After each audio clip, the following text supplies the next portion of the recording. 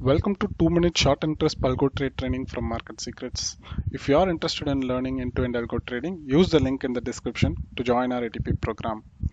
In this episode, we are going to learn how to get price quote of more than one stock in one shot. Okay, so let's see how to do that. Okay, so earlier we have been getting the price quote of just one stock.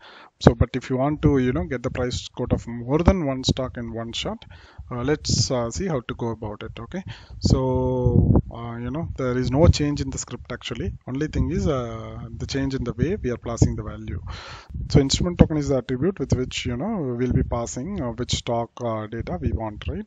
So what you have to do is, like, if you want to pass multiple stocks, right? I mean, if you want to get the information on multiple stocks, what you can do is you can use hyphen and pass the other stock name. So currently we are passing SBI, so maybe I can get the ideas data. So if I want to get the ideas data, I can give ideas token. So 8658 is the ideas token, so I can just pass it, and this should go into double quotes. So if it is single item, right, you don't have to use double quotes, but if it is multiple items, it's better to use double quotes.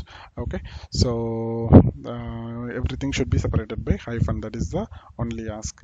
So let's print the price code that what we are about to receive. Let's run it and see what's happening. So we are getting a success, and if you see the response, right, so we got two instrument tokens in our response instead of one.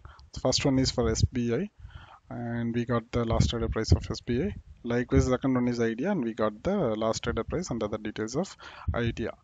So this is how you need to get the details for multiple codes at the same time. If you have any queries, leave it down in the comment section. Also, get the like, share and subscribe buttons if you find this video useful.